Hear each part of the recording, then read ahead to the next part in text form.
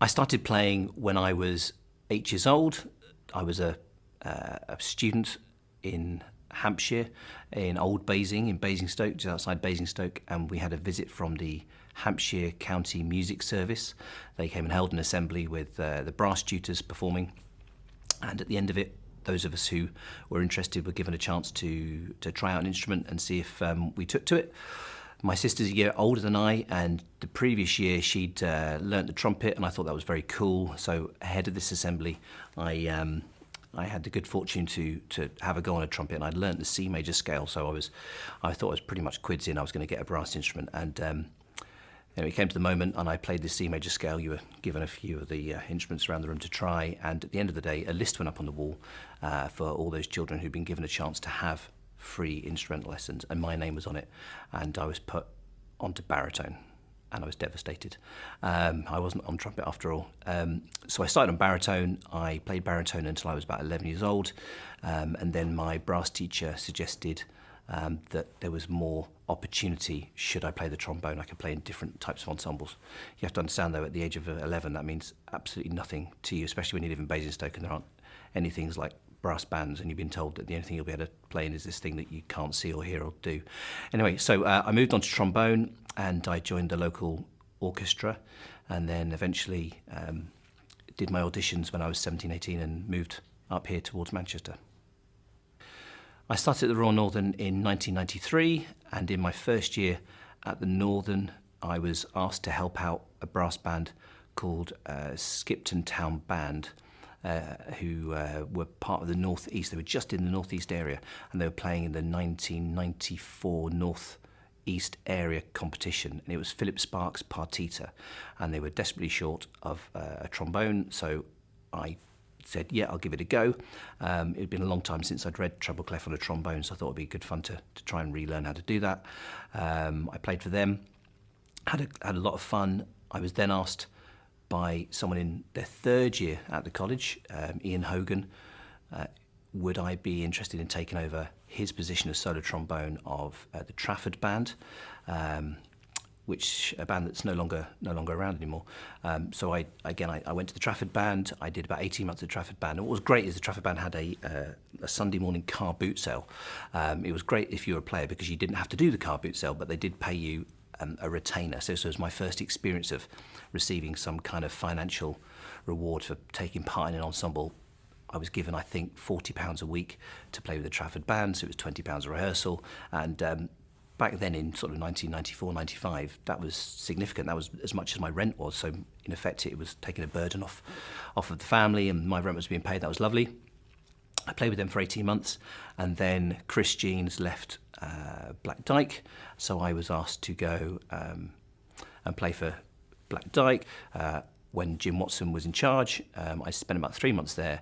Jim Watson asked me to join the band, and this was in the day when retainers were much more commonplace in top bands than possibly they are these days. We know that finances are much tighter now, and priorities obviously change. However, back in sort of 1995, there was probably a little bit more cash in brass bands. Jim Watson offered me £5,000 a year to play for Black Dyke, and also offered me a chance to perform a concerto that would be specially commissioned for me to be performed at the Anvil in Basingstoke, which was my hometown. And obviously, as a kind of 19, 20-year-old, you're kind of quite overwhelmed by it, and it seems amazing. So I said, well, that sounds fantastic. He said, no problem at all. If you go next door and talk to Jeff Whitley, the band manager, he'll sort it all out. And it's very difficult. It's at this time you realise why young footballers have agents, because they can deal with situations a lot better than I did. So I walked in, and the band manager said, Jeff said, "Oh, hello." He said, "What have you been promised?" So I said, "Oh, I've been told it's £5,000 a year and a commission of a concerto to be formed down the He said, "No, that won't be happening." I said, "Oh, how do you mean?" He said, "We haven't got that kind of money." I said, But Jim's just next door. This is the band manager's. It's literally like being in the back room. I said, if you just want to go and talk to Jim, I'm sure he'll confirm what I've just said. No, he wouldn't have said that. So the offer it's £50 a concert, so that's £1,800 a year. So I said, well, okay, that's very different from what the conductor said. And also, I'm playing at the Trafford Band at the moment, so that's less than I'm getting at the Trafford Band, which is paying my rent. He said, yeah, but this is Black Dyke. I said, "It's not going to pay my rent." I said, "I'm really sorry." I said, "Do you not think maybe you should just go and talk to Jim so we can be clear about this? Because obviously I feel a bit uncomfortable." He said, "No, I don't need to talk to Jim. That's the deal." So I said, "I'm really sorry, I can't join your band." So he said, "Son, this is Black Dyke." So I said, "Oh, thanks very much indeed."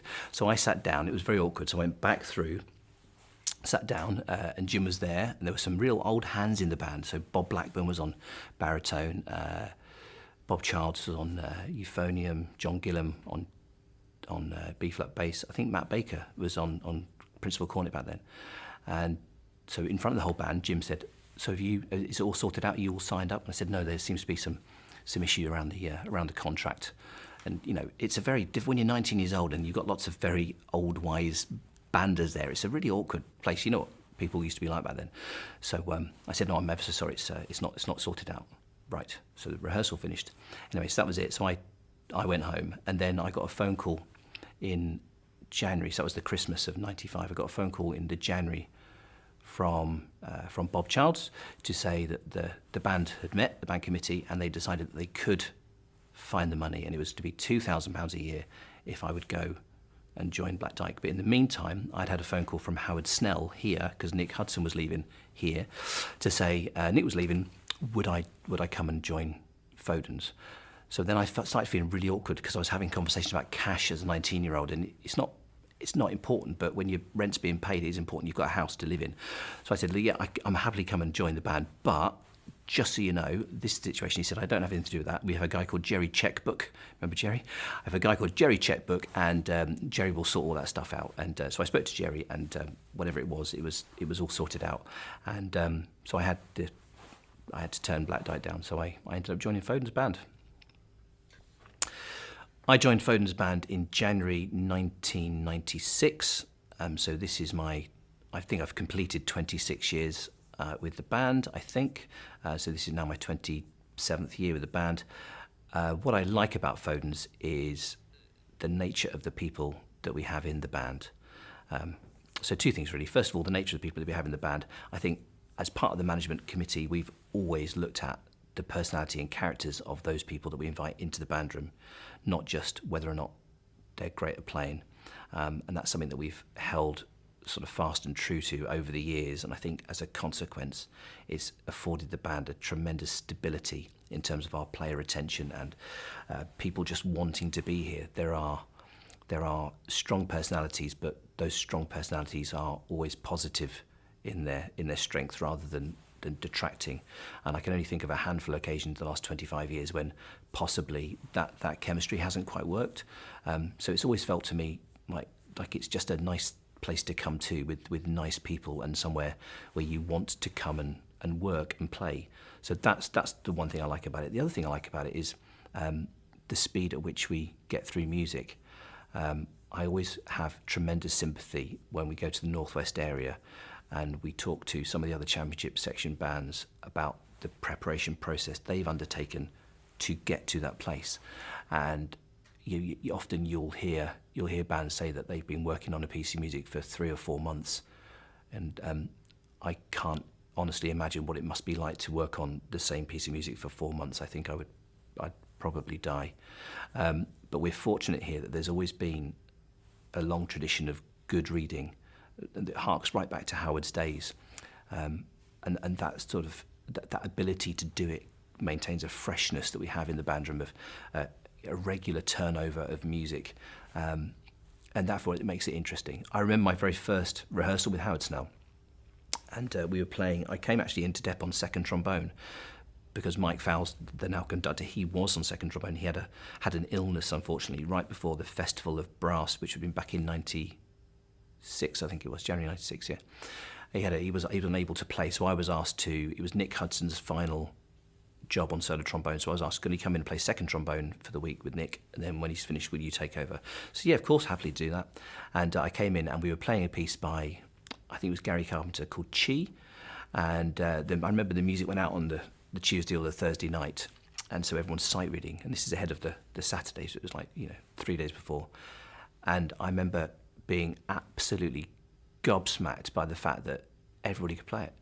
Everybody in the band room was sight reading this really hard piece of music, and the trombones have got about 7 or 8 bars rest at the start. So I'm sat, Mark Frosty's on bass trombone, Nick Hudson's here, and I'm sat there and we count our bars rest, and I'm not counting, it's the first thing we played in the band room. I'm just looking around the band room going, how is that possible? How are these people playing this music so well? It's ridiculous.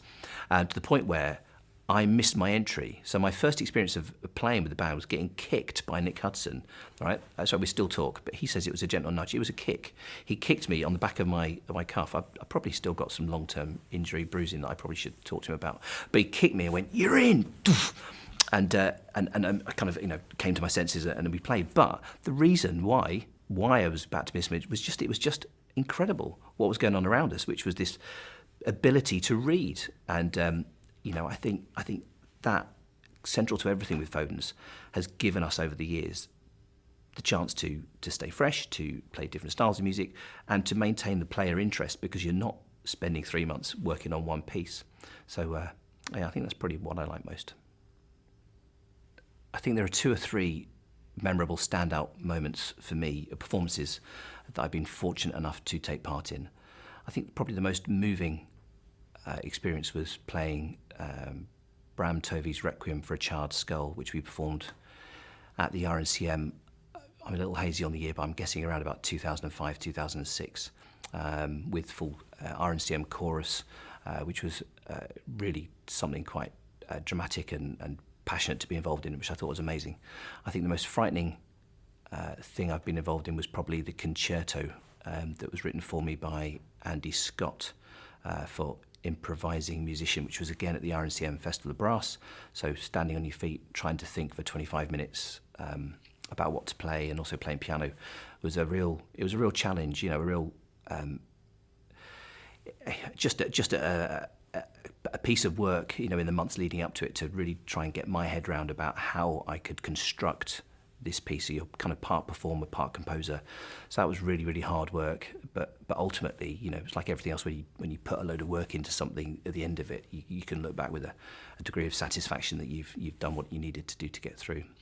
But I think probably in terms of performance-wise, on a contest stage, we've been really lucky. We've been part of this great band for so many years, that there are a number of performances that stick out. I think the double back in 2012 with Daphnis and Chloe and Electra was a fantastic year for us, great performances. There are so many. I feel lucky that we, every time we step out on the stage, it's great fun, isn't it? Massive cop-out, sorry. Whilst at Foden's, I've been lucky enough to experience everyone from Howard Snell right at the start. I've been lucky enough to work with all the professional conductors we've had here, from Gary Cutt to Philip McCann to Russell Gray. I feel like one of those people who says thank you at the end of an Oscar speech and you feel you're going to miss somebody out. In addition to those, we've had regular resident conductors that have really held everything together. Mike Fowles, obviously, for the last 10 or so years. Tom Beast has been brilliant. Brian Hurdley was a fantastic resident conductor as well. And it's always a privilege to sit and listen to these people who've got a plan. None more so than Bram Tovey when he walks in the room, and to just know that they've looked at the music and they've got an entirely set up, formulated opinion of what they want to do with it. I also know that isn't true of everybody who stands in front of the band.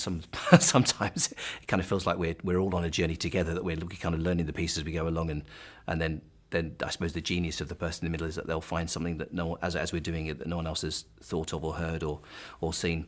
So it in terms of who I've been playing with, everybody in the last 25 years, I've been lucky enough to sit and listen to. But I think we've all learnt different things from.